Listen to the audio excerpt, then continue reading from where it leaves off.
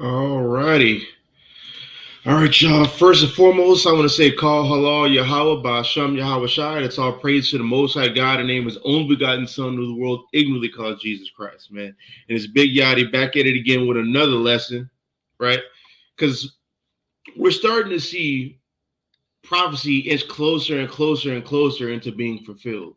We're starting to see things happen in the world in geopolitics and uprisings and things happening to show us that our salvation is much nearer than when we once believed, man.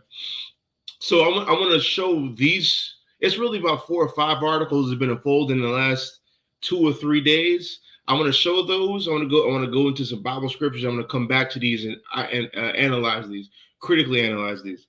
All right. So the first one is NATO faces very real weapon shortage due to Ukraine by the and this is news coming from the U.S. envoy. So throughout this whole conflict that Vladimir Putin and the Russian armies have been having with Ukraine, America has been funneling them weapons. America has been giving them money, right?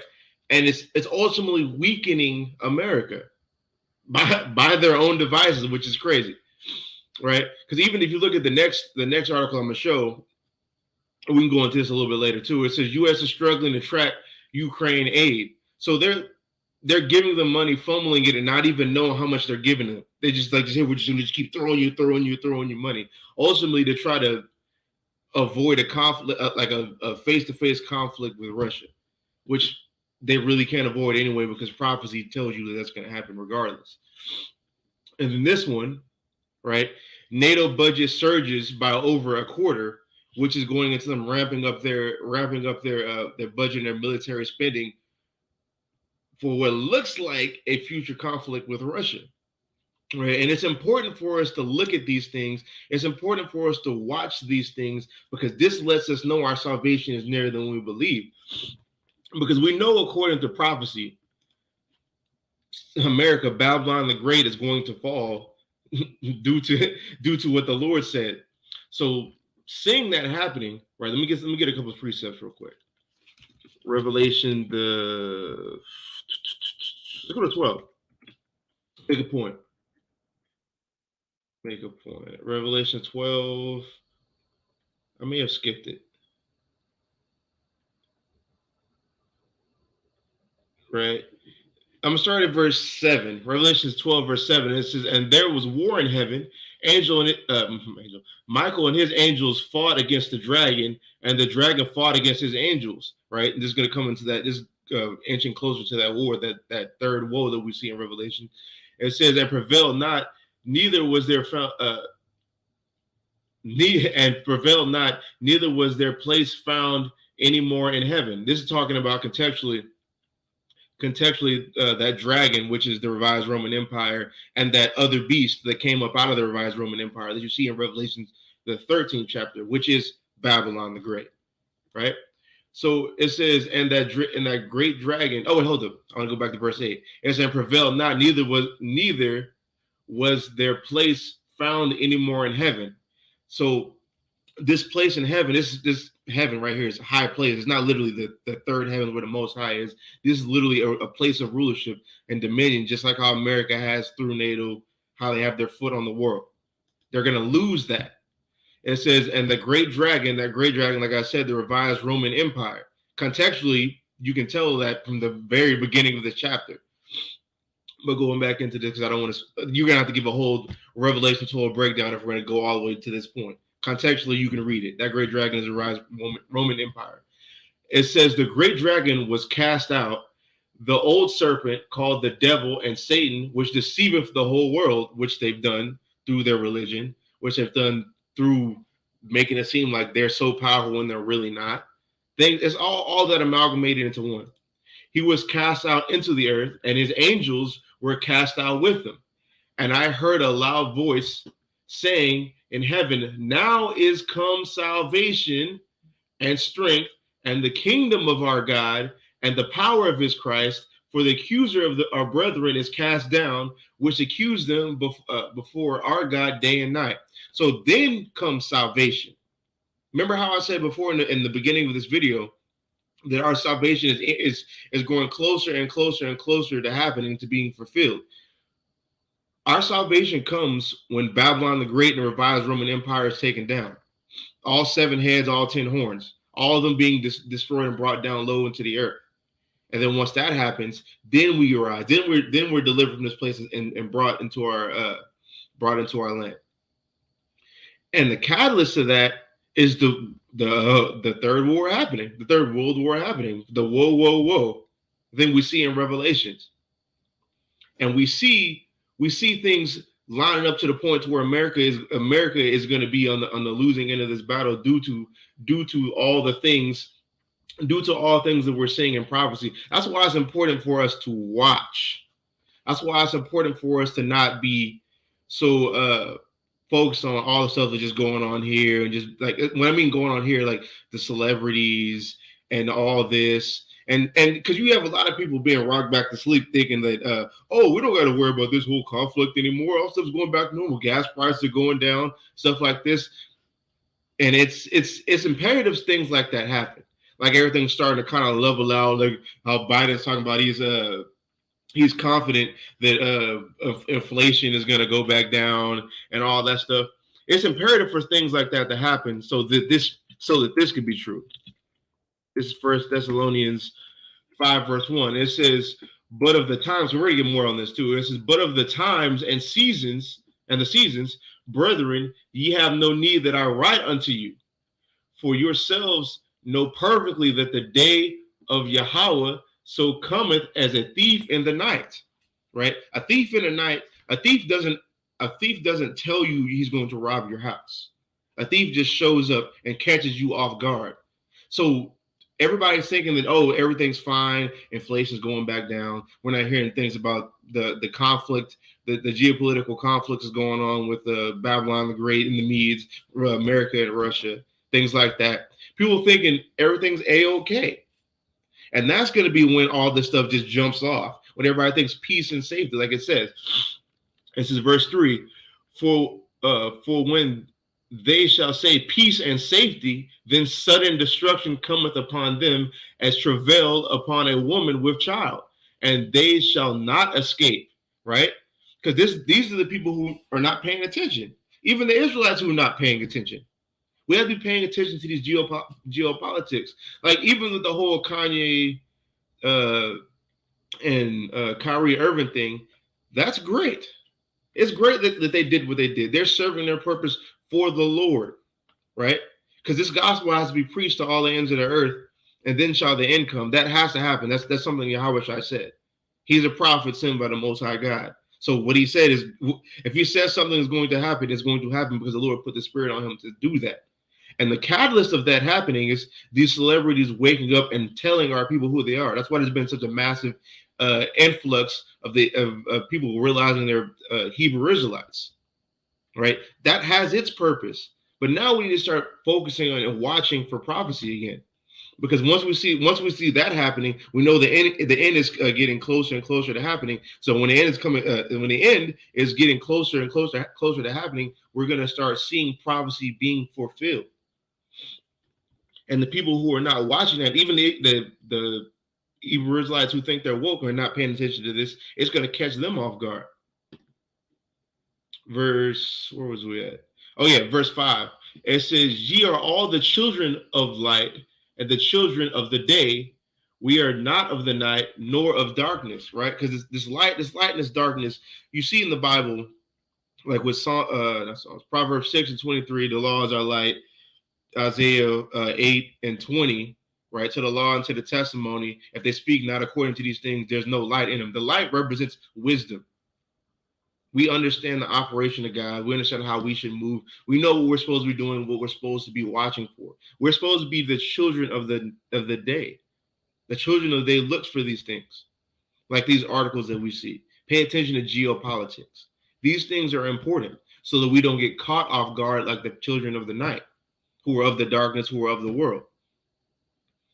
Verse 6, this really explains what I said. Therefore, let us not sleep as do others, but let us watch. This is the point. This is the key If there's one word that you can take out of this whole video, watch. We need to be watching, right? Watch and be sober. But it says, let us not sleep. This doesn't mean you can't, lay down and go to bed. You got to be up 24/7. No, this is metaphorical, right? We're not asleep and rocked to sleep like how the world is. We're supposed to be watching and paying attention to geopolitics and prophecy being fulfilled. It's for they that sleep, sleep in the night, and they that be drunken are drunken in the night. What? Drunken with the ideologies of the world. Stuck off that. They're not paying attention to who they think is their Messiah appearing, nor are they putting on the correct garments of righteousness to be brought into that wedding chamber. They're not paying attention to things like that. So when we get Mark 13, verse 33, right? Mark 13, verse 33, take ye heed, watch and pray, for ye know not, and this is what Christ said, take ye heed, watch and pray, for ye know not when the time is. Right? We don't know the specific time when Christ is going to come back and liberate us and be the Messiah, be the Yahweh Shai, the Lion Messiah, to come save us from this place. It says, for the Son of Man is as a man taking a far journey, who left his house and gave authority to his servants. Who is the servants in the Bible? The servants are the prophets. He gave authority to the servants, the people who are preaching his word, the people who are out there on the streets and pushing this word forward. He gave authority to them to basically tell the people, like, look, there's going to come a time where the Messiah is going to come back, and you have to be ready. You have to keep the law. Like, here's the thing. Like, we always talk about keeping the law. That's level 1. Y'all haven't even done level 1. Y'all haven't even got sized up for your garment yet.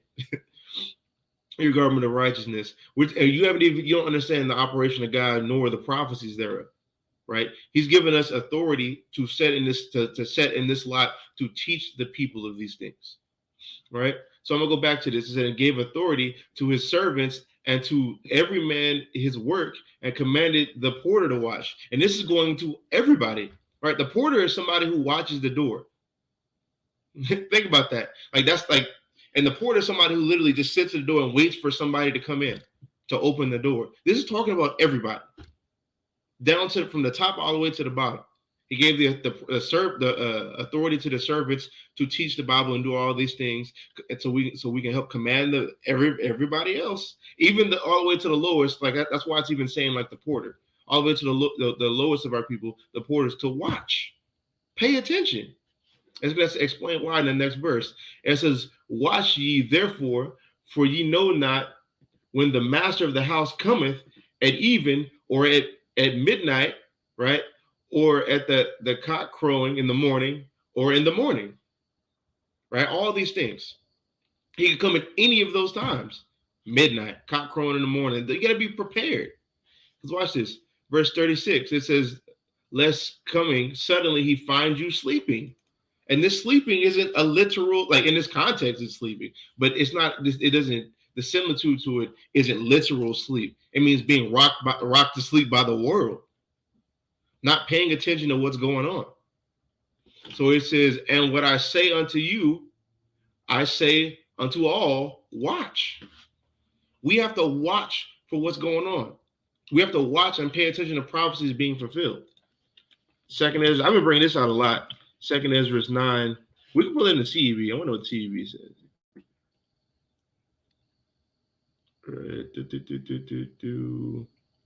Yeah, I'll pull in the CEV because I've been wanting to pull this out in a minute. Second Ezra 9:1 in the CEV, it says, he answered me, measure carefully within yourself, right? And when you see that a certain part of the signs that were predicted, this is predicted prophecy. When you see part of the prophecies have passed, then you will understand that the time has come in which the Most High will begin to visit the world that he made. And how is he going to do that? By sending Yahweh Shai Mashiach. Because even in was that Revelation 19, him coming back is in the wrath and the fury of the Lord. I think it either says Lord or God there, but we know who that's talking about. It says, when the movement of places, tumult of peoples, plotting of nations, inconsistency of leaders, and confusion of princes appear in the world. Then you will understand that it is about these things. It's about these things that the Most High spake from former days, from the beginning, right? Because he prophesied the end from the beginning. That's the omnipotency of the Father. And he elaborates and shows us these things through what the servants say, the prophets. So we need to look at the prophecies to pay attention, to know what's going on, and to know when we need to be ready. Well, we need to always be ready, but pay attention to when our Messiah is coming. And it gives us a time period to let us know, like a roundabout time period to let us know that our salvation is near than which we believe. I'm going to bring this out again. Romans 13. Well, I can find it here. Yeah, Romans 13, verse 11. It says, "And that time, knowing the time, that now it is high time to awake out of sleep, for now is our salvation near than when we believed." Right? Our salvation is, and like looking at the prophecies and looking at the news articles now, you can just look, our salvation is nearer than we believe. Especially all these articles I'm about to show. Right? It says, verse 12, it says, "The night is far spent, the day is at hand. Let us therefore cast off the works of darkness and let us put on the armor of light." That armor of light is that garment that we need to be putting on of righteousness. Because if we get caught, if we get, what is that? Let me see. I think that's Revelation 3. This is, what is that?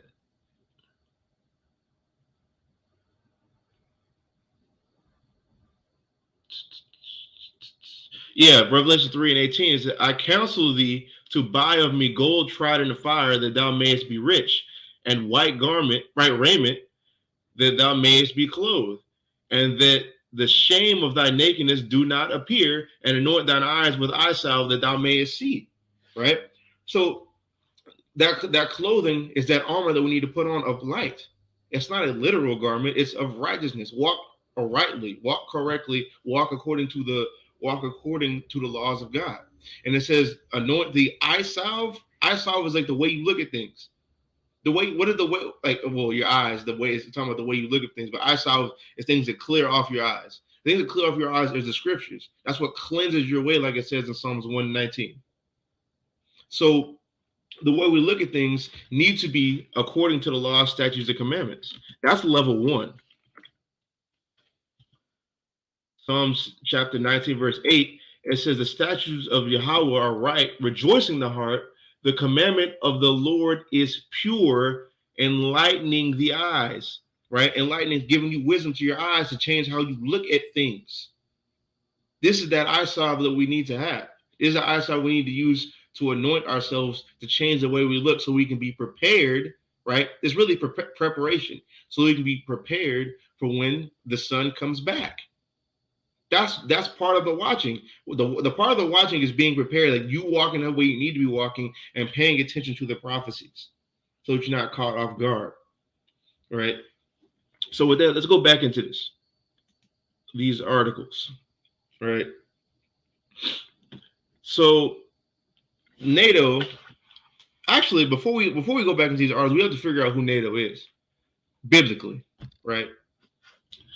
So NATO is essentially the 10 common markets that come out of that fourth beast in Daniel chapter 7. That fourth beast being Rome, right? I'm not going to give a whole Daniel 7 breakdown. We already have that on the channel if you ever need to look at it. But I'm just going to go to this. Daniel 7, right? This is the fourth beast that took over the third beast, which is Greece. This is Daniel 7, verse 7. It says, "After this, I saw in the night visions, and behold, a fourth beast, dreadful and terrible, and strong exceedingly, and it had great iron teeth. It devoured and brake in pieces, and stomped the residue with the feet of it. And it was diverse from all the beasts that were before it. And it had 10 horns," right? Which is going into those 10 common markers which you get from the Treaty of Rome, right? These 10 that they all basically Like they all basically amalgamated their wealth and their markets together to become one strong people. That's NATO. Well, NATO. Hold up. That's NATO and the EU, Slovakia, right? Really, the EU mostly. And it says, where was we at?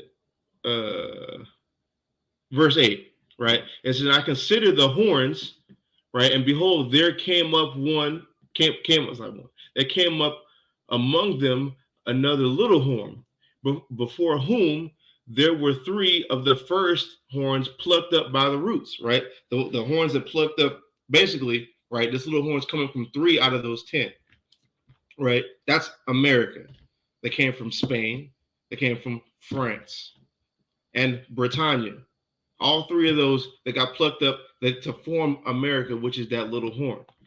This is where NATO and the EU and all of them come in. These are those 10 horns. So let's go back. Oh, one more thing, actually. Revelation is the 17th chapter. Right. Double down on that. Revelation 17, verse 1. It says, There came one of the 7 angels, which had the 7 vials, and talked with me, saying, saying unto me, Come hither, I will show unto thee the judgment of the great whore that sitteth upon many waters. This is Babylon the Great. This is that little horn, right? And it's going to prove it. It says, with whom the kings of the earth have committed fornication, and the inhabitants of the earth have been made drunk with the wine of her fornication. So he carried me away in the spirit into the wilderness, and I saw a woman sit upon a scarlet colored beast, full of the names of blasphemy, having 7 heads and 10 horns. Right? We see in verse 5, that's Babylon. That's that little horn that came up out of the 10. So that's where you get these nations from. So going back into this article, right? It says NATO faces very, very real weapons shortage due to Ukraine, due to them funneling money and weapons from an already depleted source through the wars that America has been through in the first place, right? Further depleting it. So let's read this right here. It says, I wonder if y'all can y'all see that? Because I can't see if y'all can see. Either way, I'm just going to read it anyway. Okay, there we go. It says, almost all NATO countries face depleted weapons and ammunition stockpiles due to the amount of armory they've sent to Ukraine. U.S. ambassador to the bloc, Julianne Smith, admitted on Tuesday the U.S., NATO, and the EU are all all 3 that I just mentioned earlier, right? The U.S., NATO, and EU, really just headed by the United States, that little horn, right, are all working on urging the Western military industry to ramp up production to deal with the shortfall, right? So they're trying to hurry up and try to basically refill all the ammunitions and weapons shortages they've been having, because they know what's going to happen. They know what's coming in the future, and they want to try to prepare themselves for it, but it's ultimately not going to work.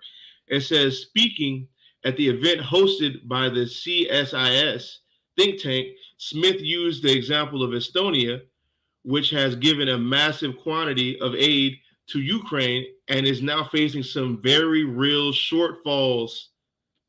They don't have as much stuff because they've been just funneling it into Ukraine. It says, okay.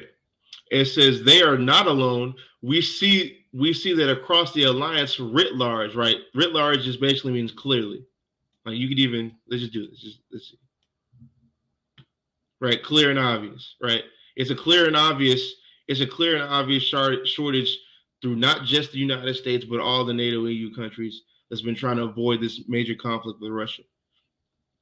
And it says the U.S. Parliament representative to NATO said, it says, while the contact group for Ukraine is focused on on organizing deliveries to Kiev, NATO has tasked the Conference of National Armaments Directors, right, the CNAD, to deal with the problem of declining stockpiles across the alliance, said Smith. Meanwhile, the EU has launched a separate initiative aimed at the military industry. Right, they're trying to ramp up their armaments and ramp up their weapons because they know what's going to happen. It says lots of flowers are blooming here. Right, what does that mean? There's a lot of things going to come from this. Lots of flowers going to bloom from these seeds that is being planted right here. It says Smith told CSIS, adding that the key is to find connective tissue so the EU, NATO, and the US working together and not at odds. It says from what Smith explained, all of these efforts are aimed at persuading the military industry in the West to expand production, right? Because why? Because they know what's going to happen. They know what's going to happen. They know what what Russia is capable of. They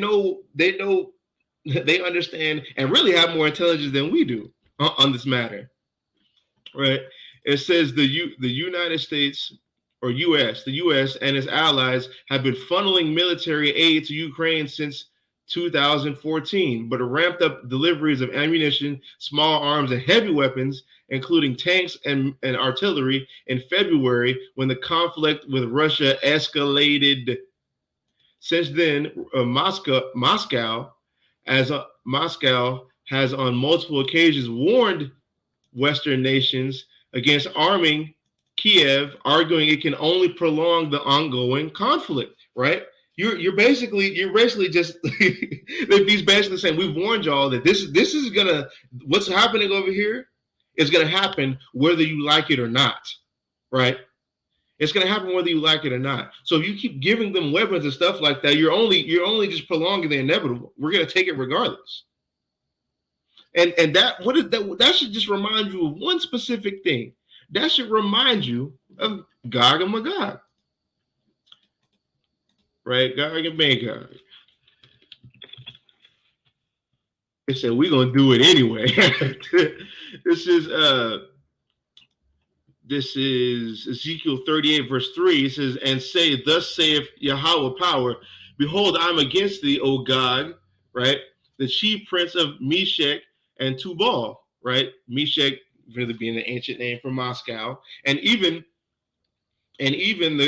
honestly, you have a lot of Christians who will go with this breakdown as well, as far as Ezekiel 38 is speaking, right? So this is going into Russia. Whoever is the leader of Russia at this time, currently Vladimir Putin, it could be somebody else, right? We're not going to give a false prophecy of saying, oh, it's going to happen with Vladimir Putin, right? We're not about to. I'm not going to do that. We don't stand on that, right? It's whoever's going to be the leader, the chief prince of that area, right? It says, and I will turn thee back and put hooks into thy jaws, and I will bring thee forth and all thy army. Wait, hold on. No, I read past the point I wanted to make. It says, I will turn thee back, right? What are they getting turned back to? That old ancient USSR Russia. Because it's not we're going to just try to seek peace or try to have like a whole resolution behind it. No, we're going to do this whether you like it or not.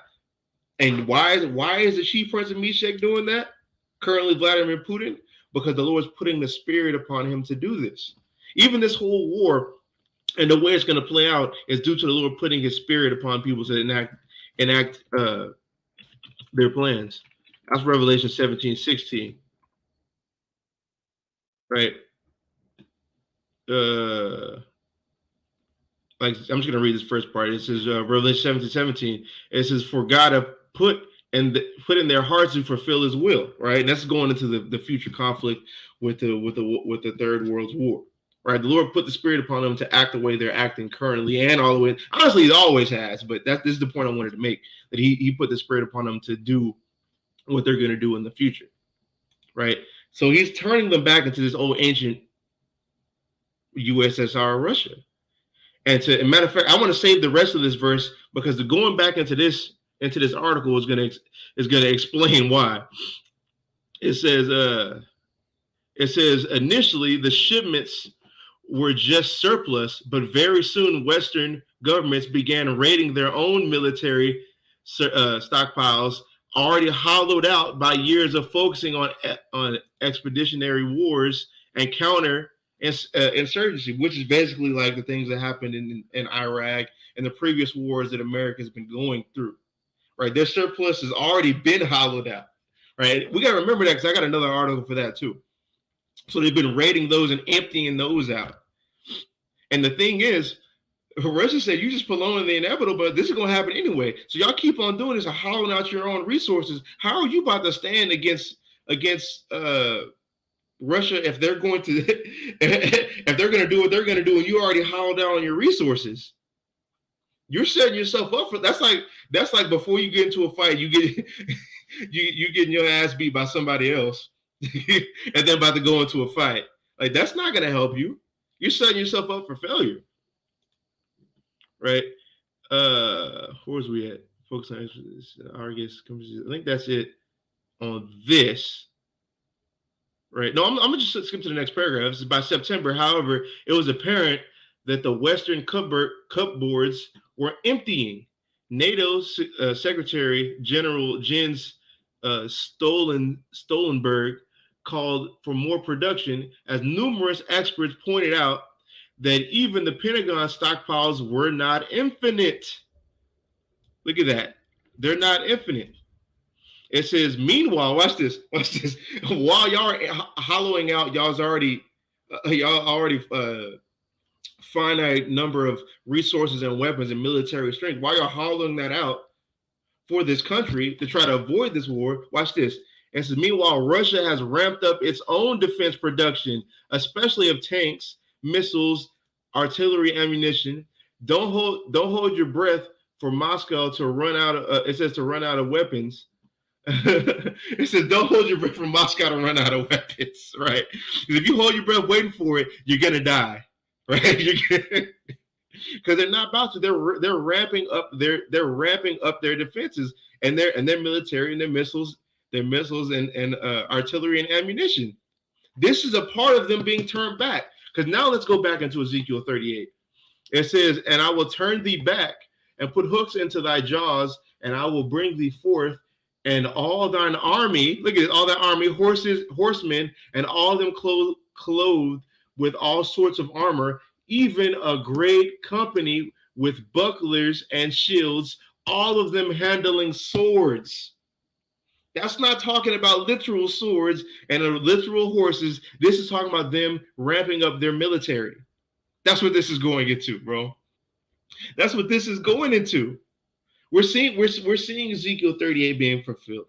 We're seeing America and all them inch towards this war, right? And at the same time as America's hollowing out their resources, hollowing out their military strength, they're also out here. This is right here. U.S. struggling to track Ukraine aid. They're throwing so much money at this place and not being able to take account of it. And look at the amount. And this is an indictment on America that I'm going to make after I read this paragraph. It says that the administration of United States President Joe Biden is turning to the blockchain and other tech-based solutions amid mounting calls for oversight of over $5 billion in aid pledged to Ukraine this year. So they've given them aid before this, but this year they've given them they've lost track of over $50 billion of aid. Y'all can't give us reparations, but you can turn around and give these people $50 billion, over $50 billion in aid. That's an indictment of y'all don't really care about us, right? But here's this thing right here, like Black, Hispanics, Native Americans being us, right? So in tandem with them hollowing out their resources, military might and strength and things like that, they've been fumbling the bag as far as their finances. And you would ask, Yanni, why would you even bring this up? Because all we needed was that other article, right? So they're fumbling the bag financially. What's the point of bringing that up? You're going to see why in a minute.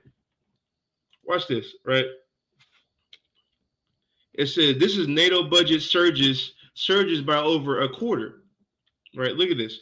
If there was no reason to worry about a future war or there is no reason to worry about a future conflict, why is NATO surging their budget over 25% for military means? Because look at this. It says NATO member states have agreed to increase the alliance's budget for 2023. 2023, this is next year, by over 25%. The military bloc announced on Wednesday. This is going for military budgets. What is this? If there's nothing to worry about as far as a future conflict, why are you spending in 2023 why are you increasing your budget in 2023 for military means? These are things we got to be watching for, bro. This is this supposed to be a coincidence? No. Watch this.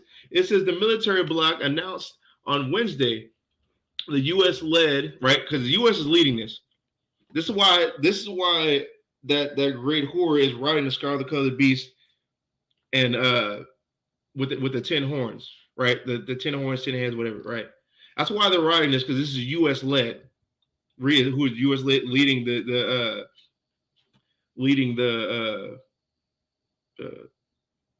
basically like carrying the torch for the revised Roman Empire. Just make it simple like that, right? It says justify the move by referring to the ongoing conflict between Moscow and Kiev, right? So you're doing it is in response to them. That's what's happening. And the thing is the decision was motivated by the degrading security environment. What's the degrading security environment? That y'all hollowed out y'all's resources through giving resources to Ukraine. By hollowing out your resources financially and militarily. This is why you're doing this. Because you know what's going to happen. Caused by the Ukraine crisis, according to the military bloc statement. This one is just going into the finances. I don't think there's anything specifically, right? Oh, no. Here we go. The sharp uptick in spending for bloc's jointly funded activities comes as multiple member states have pledged to spend more on defense individually, right? Citing the need to replenish weapon stockpiles, which have been thinned out by continuous support of Kiev. So if this isn't all, if this is a coincidence, why is it? Matter of fact, you can't even say it. This ain't no coincidence no more. This right here is in direct result of this. That's what this is. And all this has been, and it's crazy, all of this has been unfolding in the last few days. This is the 13th. This is the 14th. And this is the 14th as well. Right, all this has been happening. And the reason why I want to show all of this and why this is important to our salvation, right? Looking back at Revelation, the 13th chapter, where it talks about the other beast, because you have a beast right here, like the beast that stood up from the sea. This is the revised, I'm not breaking down this whole chapter. This first beast right here is the revised Roman Empire. Now, the second beast that comes out, right, this is a beast from the earth, right? And I beheld another beast coming that came out of the earth, right? This, and it exercises all the power from the first beast. This is going to be, it's going to be a beast that comes out of the revised Roman Empire, right? And it's going to fall just like the revised Roman Empire. Because you see how the way the Lord works is stuff just be happening over and over and over again. Just like how Babylon fell to the Persians and the Medes, this new Neo-Babylon is also going to fall to the Persians and Medes, because guess who occupies that land? Oh, wait a minute. It's Russia. Wait a minute. So if we see how Rome went down, right? Maybe, just maybe, America is going to fall in that same fashion. So let's look at this article. It says 8 reasons why Rome fell, right? I'm going to skip the ones that are basically for that specific time period that only affect that time period and that specific people. I'm just going to click on a few of these. Look at this. Economic troubles and over-reliance on slave labor. Rome used to just take over land and just enslave the damn world to build up their nation. They over relied on that and then had economic troubles that ultimately caused to their collapse.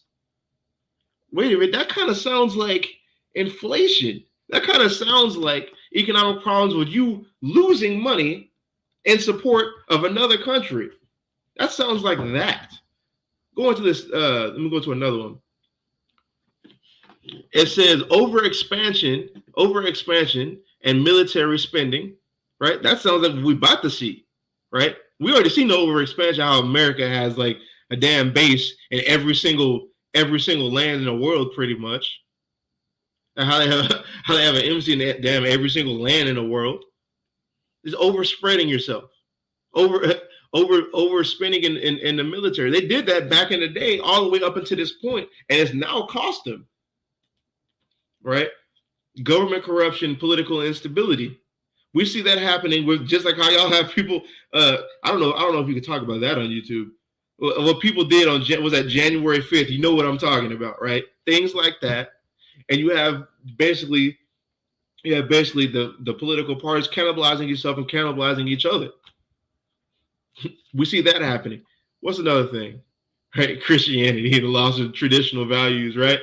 And to be honest, right? No, I'm not even gonna touch that. I'll talk about that too much anymore. Right. And this last one, this is the weakening of the Roman legions.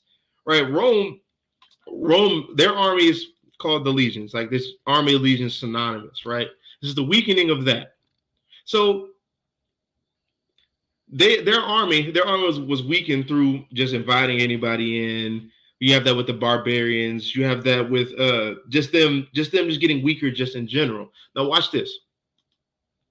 This is what is this? Heritage.org, and this is about the United States military. It says yes, the U.S. military is weak. And it's going to explain why. Let me skip down to this part. It's in every country of the world, because I don't want to read all of this. This is a lot, right? It says during the Cold War, the Navy maintained a fleet approaching 600 ships and kept 100 at sea. Today's Navy has fewer than 300 ships, yet keeps the same number deployed. Fleet size will soon shrink to 280. During the Cold War, fighter pilots averaged over 300 hours of flying each year. Right, this is going into their experience. They need to be up in the air, getting experience flying these planes, so just in case they need to go into war and to fight, they're already prepared and have the experience to do so. Watch this. Today's Air Force pilots average fewer than 120 hours. That times the peace have got y'all to grown weak. And by peace, I mean like not specific, like oh nothing's going on, but as far as not having to really like flex your power. It's gotten to where y'all now have gotten that state of, oh, we don't have to work that hard. We don't have to do all these things to get this experience for war. But when this stuff just jumps off, what are y'all going to do then? Like, what are y'all going to do? Because back in the day, like how I said with the Civil War, they were prepared for that. This is almost 3 times the amount of experience, that in the Cold War than they have now. What are y'all going to do? It says, today's Air Force pilots average fewer than 120 hours, roughly a single flight each week. Wow. It says the Army operates with brigades, yet focuses training at the company level, perhaps assuming that things will all come together in combat. For nearly 20 years following 9/11, the U.S. military conducted operations that consumed platforms, munitions, and equipment purchased to fight the Soviet Union. Watch this. Sadly, these assets have not been replaced at similar rates. So y'all got all this money for the original Cold War. It seems like they've been playing this from the jump. All right, y'all got all these assets and acquired platforms, munitions, all this stuff for the previous Cold War that y'all had with Russia. But it says, sadly, these assets have not been replaced at similar rates. So you've been spending it, but not. It's basically like it's basically like you got a whole bunch of money in your wallet, but instead of working to replenish that money, y'all have just been spending it and spending it and spending it.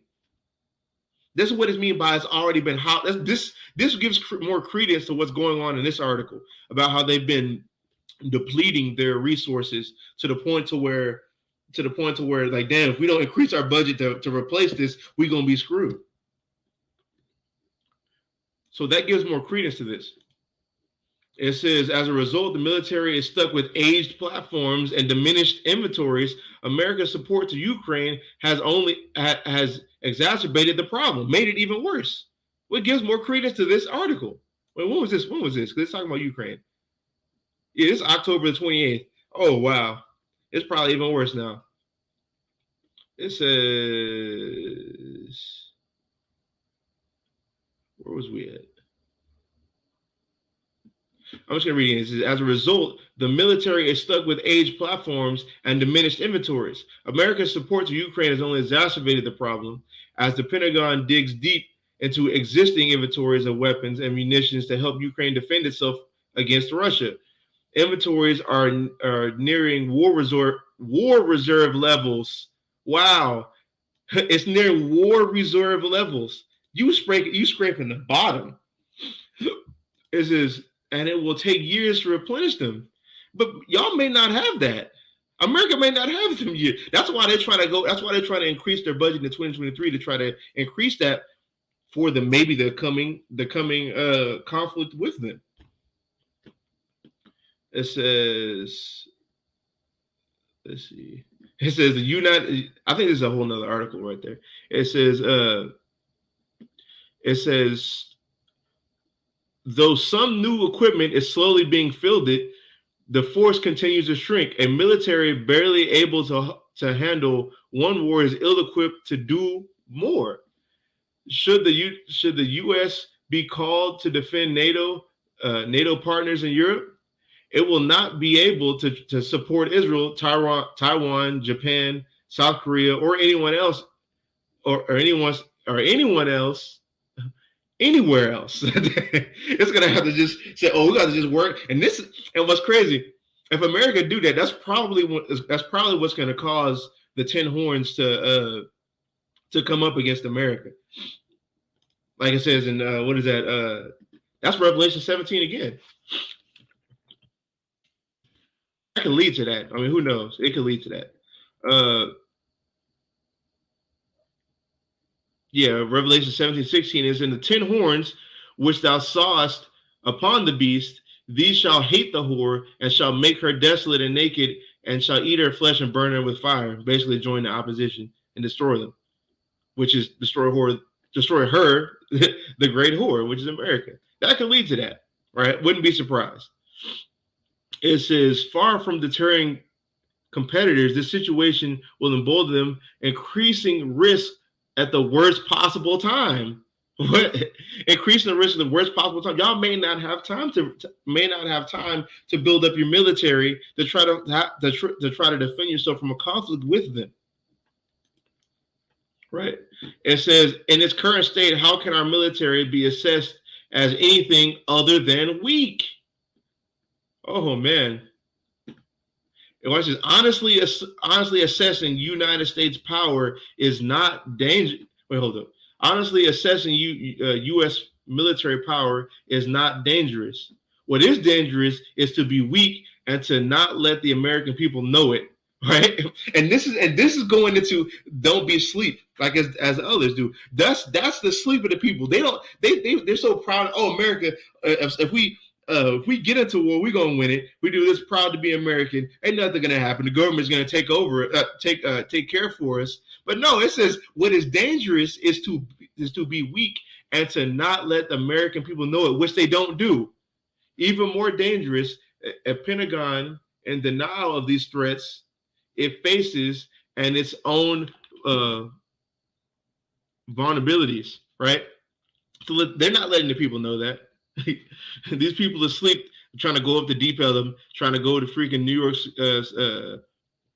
go to New York and party up and do all these things. Go to freaking Dubai and all this stuff, thinking they're gonna come back and everything's gonna be fine.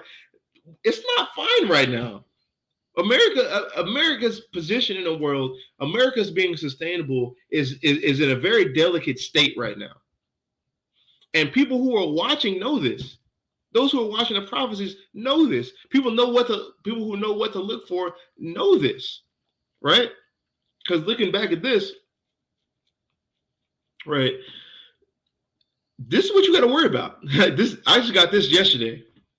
I had to send this to my email. I was like, oh yeah, we're talking about this. It says Russia primes nuclear bomb 20 times more powerful than dropped on Hiroshima. So they have a bomb right now that they've already primed. It's not like oh, we got to work on it, or they're working on it. They primed this thing, and it's 20 times more powerful than what America dropped on Hiroshima. The thing that made it to where everybody is in this delusion to think that they're the most powerful place in the world. That's Revelation 13, right? To let you know who the second beast is, right? I'm gonna read 13 and 11 through 13. This is Revelation 13 verse 11. It says, "And I beheld another beast coming up out of the earth, and he had two horns like a lamb, and he spake as a dragon, and he exercised all the power of the first beast before him, and caused the earth and them which dwell therein to worship the first beast." It's like how America really forced everybody to, like, since America is that light nation, which is basically like Lucifer to the world, right? The light bearer. Everybody always looks to them for wisdom and understanding and knowledge, right? And I think even when you're trying to be a pilot, in whatever continent or state, wherever you are, whatever city, you have to learn English, right? They look to them. They look at America. Look at America for these things, and America gets all of its ideologies and understandings, even the way they write, even the language that we speak, from Rome. That's all. It's a straight derivative of that, right? That's how they cause this first beast to be worshipped. Because even looking at the political system, right? Like I say this all the time, like how you have the Republicans and the Democrats, they had something like that in Rome too. It's called the plebeians and I think it's patricians. Is it patricians? It might be. I might need to fact check that one. It's probably patricians. That sounds right. The plebeians and patricians, which occupied the same type of lots as the Republicans and Democrats. One of them was for the rich, and one of them was for the status quo, and the other one was for the supposedly represented the poor people, right? But at the same time, when they represented the poor people, the only thing they represented is their own pockets, just like how the Democratic Party does with Black and Hispanic people. You see that with Hillary Clinton and her hot sauce stuff as she's trying to pander for votes. And it says, oh no, I didn't finish that. And he caused the earth and them which dwell therein to worship the first beast, whose deadly wound was healed, and he doeth great wonders, so that he maketh fire come down upon heaven, on the earth, in the sight of men. And how did they do that? By dropping them nukes on Japan, Hiroshima, right? But the thing is, but wait, there's more. Russia has one that's 12 times more powerful than that. And if they got one, they probably got more. They've been building their arsenal. They've been expanding their arsenal while y'all have depleted y'all's, thinking that y'all are America and y'all can never fall. Like no nation can fall. Like we haven't seen this trend through every nation that's ever existed falling, and now somehow y'all about to be America, right? home of the slave, right? Since you think you're American, you can never fall, but that don't work. And the thing is, it's not even off of my rhetoric. It's not even off of what I say. This is what the Bible teaches. Y'all are that New Babylon. And we see what's going to happen to that place. So, matter of fact, let's read this actually. Let's read a little bit of this. It says, oh, they got a video of it. Oh man, I'm not going to play that. It says video of the intercontinental ballistic missile, the ICBM, on a silo launcher has been released by Russia's defense ministry, and it has been widely reported by the country's media in an apparent warning to the West. Oh, they see Russia. See, when you show your hand, that means you're ready to do something. Apparent warning to the West of Moscow's nuclear weapon capabilities. I'm not even about to attempt to pronounce this word.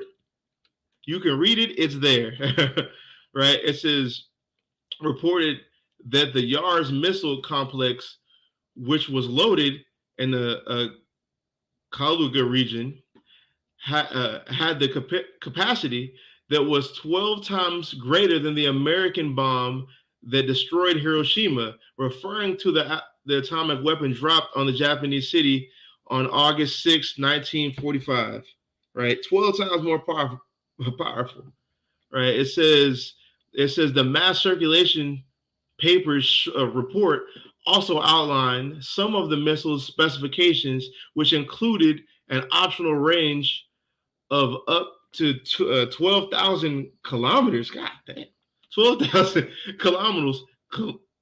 kilometers, which can strike the U.S. or anywhere in Europe, and a payload of up to 500 kilotons. So it can strike anywhere in America. It can do that quickly, quick, fast, and in a hurry. That's why you see this new Babylon. Let's go back into Revelation.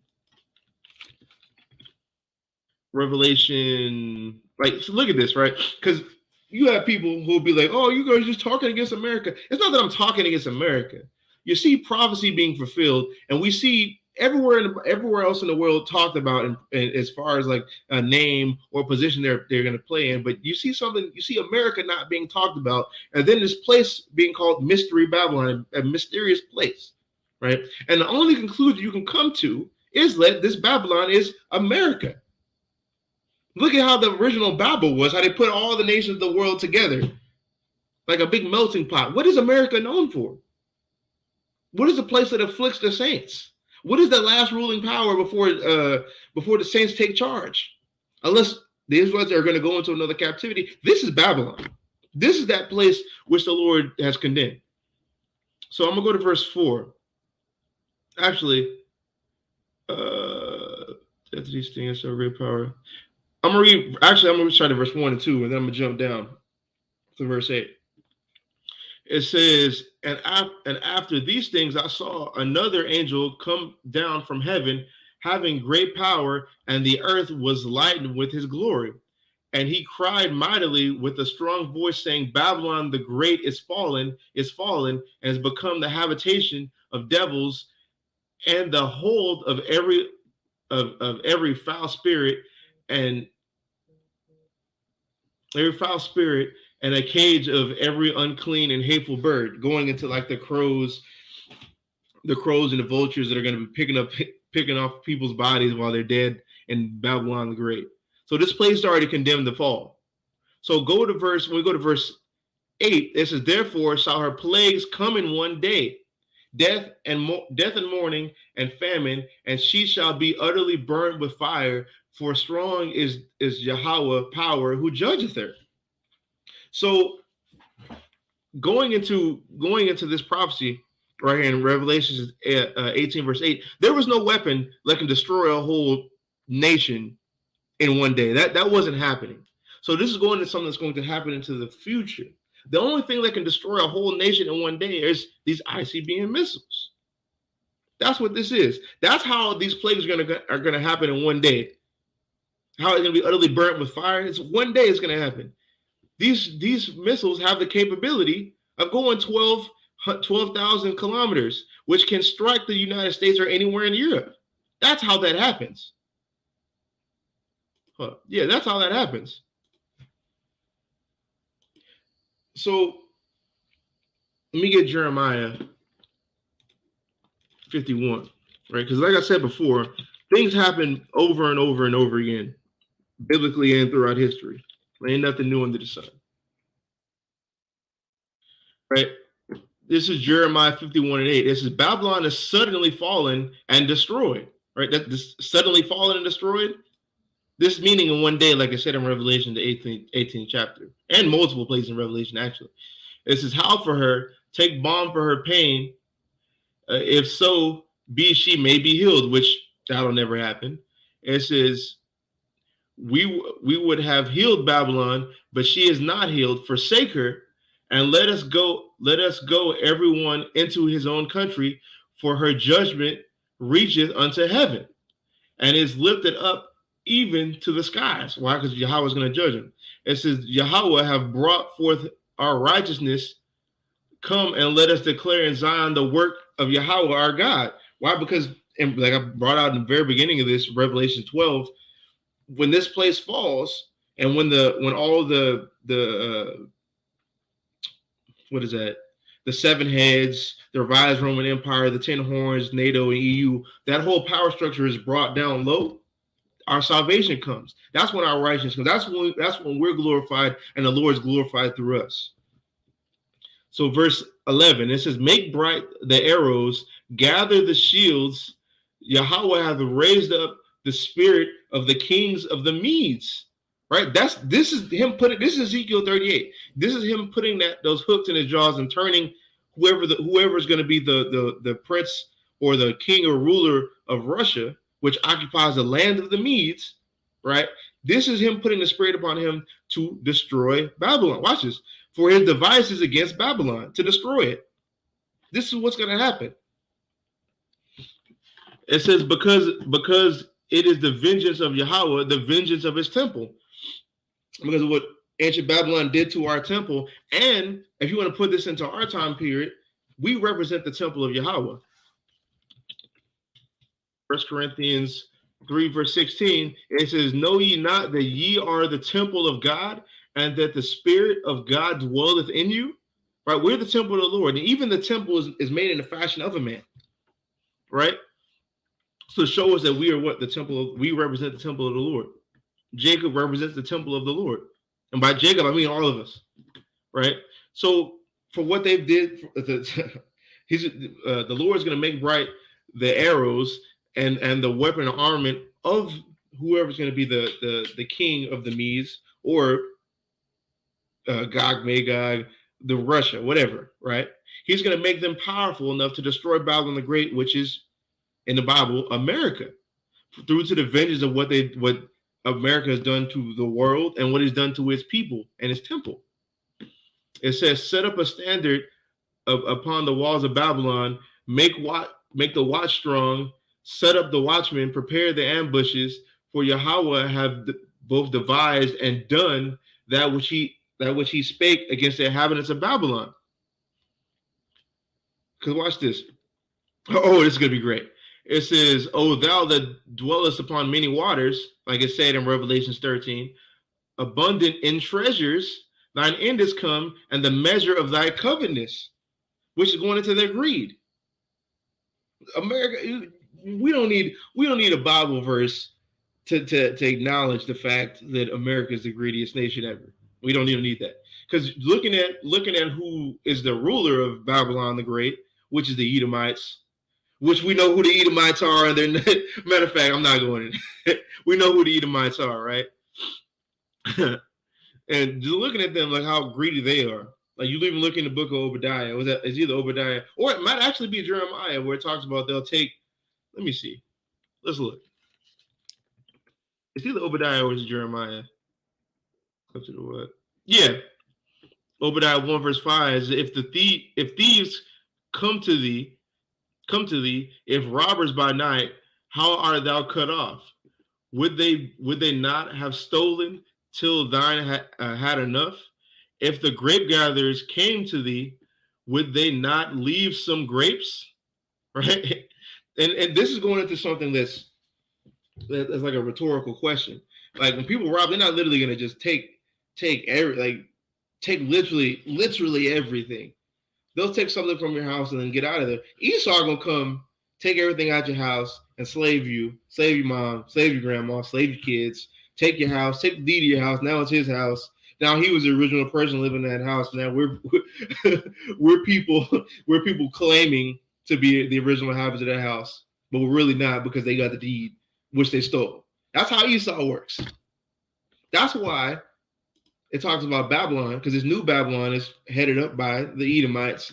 And it says, thy end is come, and the measure of thy covenants. Your greed.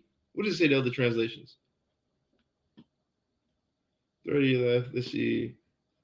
I guess the KJV just says that. But it's really the measure of your greed. You look at how they are. So let's go into some prophecy, right? Dealing with NATO and EU and the United States, right?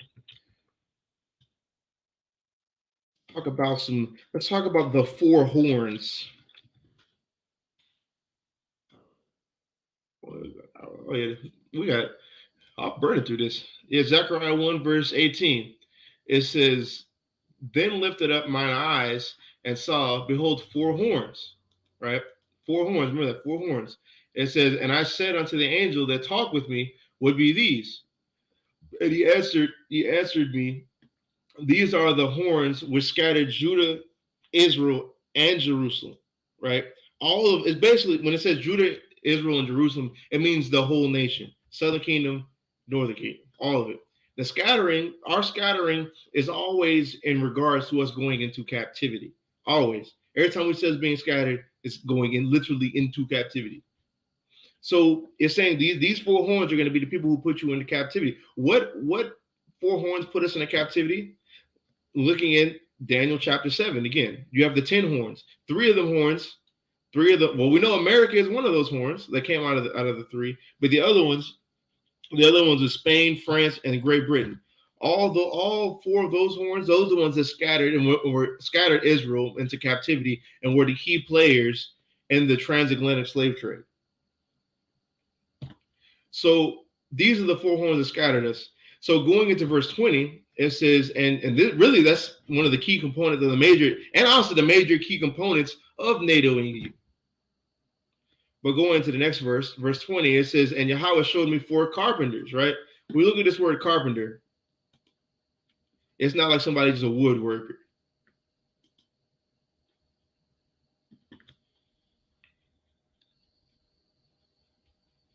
Slack, I just got my hair done. That's kind of issue, right? Is a craftsman, artisan, engraver, graver, artificer.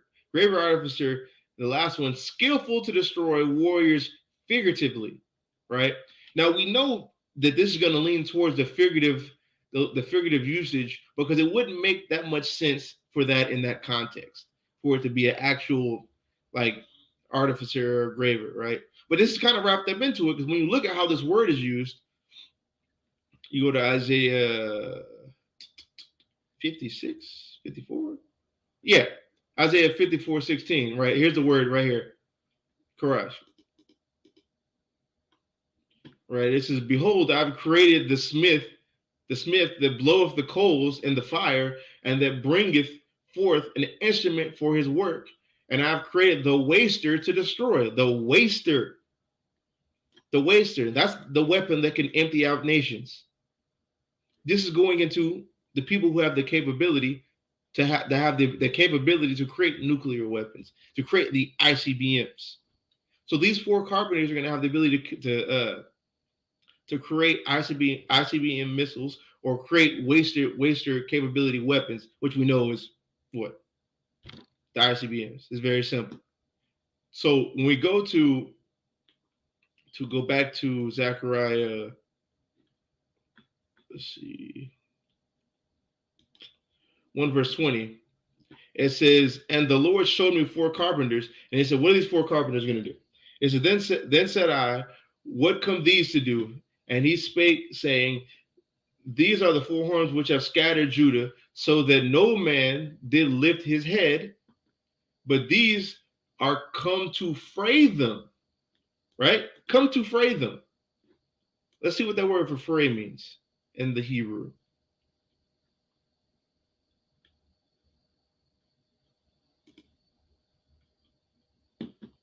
Right? It means to tremble, quake, move about, be afraid, startled, terrified, right? This is going to destroying them. Discomforted, fray away, tremble, afraid, careful, right? This is going into destroying. Because even looking at the word that for carpenter there, karash, means somebody who's skillful to destroy, basically a skillful artificer to have the ability to create nuclear weapons. Because I say that the nuclear weapons, but it's going into somebody who can waste nations. We see how a nation is going to be wasted in various parts of Jeremiah, various parts of Isaiah, and specifically, namely, Revelations, what, like 16, 17, 18, and 19, right? That's the destruction of Babylon the Great, this new Neo-Babylon, this new Babylon. These these carpenters, right, or these skillful artificers are going to be the ones to make these nations to tremble to bring them low and to destroy them, right? And it's to cast out the horn of the Gentiles, which lift up their horn over the land of Judah to scatter it. So they're going to destroy the people. They're going to destroy the people who put us into captivity. Because look at this, right? To know it's talking about captivity again. And so these are the horns which have scattered Judah, so that no man did lift up his head. How would we lift up our head? In what? Our sovereignty. Into our sovereignty. If they took away our sovereignty, what have they done? Made us tributaries unto them, put us into captivity. So these carpenters, skillful artificers, are going to destroy these nations, right? They're the ones who built this weapon, right? They fanned the coals, like I said, and was that Isaiah 54:16 again. As behold, I've created the smith that bloweth the coals in the fire, that bringeth forth an instrument of his work. Right? These are going to those Germanic scientists who have the ability to create these ICBM missiles, to create the waster to destroy. Right? So it's going to be, these four carpenters are going to be the people who have these capabilities to destroy these four horns. So let's look at this. There's a thing called the brick. Namely the big four. Right. Wikipedia. The brick, right? It says BRIC is a grouping acronym referring to the developing countries, Brazil, Russia, India, and China, right? Oh, it just so happens to be the people. It just so happens to be the people against NATO and EU. It just so happens to be the people who created this organization to rival NATO and the EU. So look at this. So Brazil, Russia, India, and China, led by Russia, is which are identified as rising economic powers, is typically rendered as the BRIC, or the BRIC countries, the BRIC economies, right? Because like the reason NATO and EU are together, because they put their markets together, put their economies together, right? These nations have put their economies together as well. It says the BRIC economies, or alternatively, the big four. These are those carpenters. These are those people who are skillful to destroy the four horns, the scattered Israelites, right? And this is how you know. This is how you know it's going to be to our salvation, because those are the people who are scattering us into captivity, so we can't have our sovereignty. These are the people stopping that. So when these people destroy the people who are put in a stumbling block in our sovereignty, then we're allowed to be our own sovereign people in our own land. It says the name has since been changed to the BRICS after the addition of South Africa. I don't think they're still in there, actually, as far as the South African part. They may be, but let me see. What is multi-power? Let me see. GDP.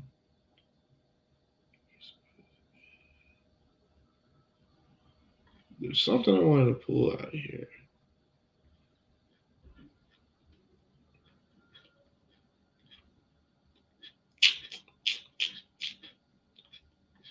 Let me see.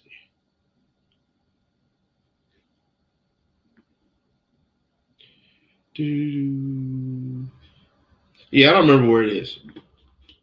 I don't remember. It's irrelevant. Y'all can do your own research on that, right? But these are these four carpenters that are going to come up against NATO and the EU and dismantle them. Namely, these four horns who head up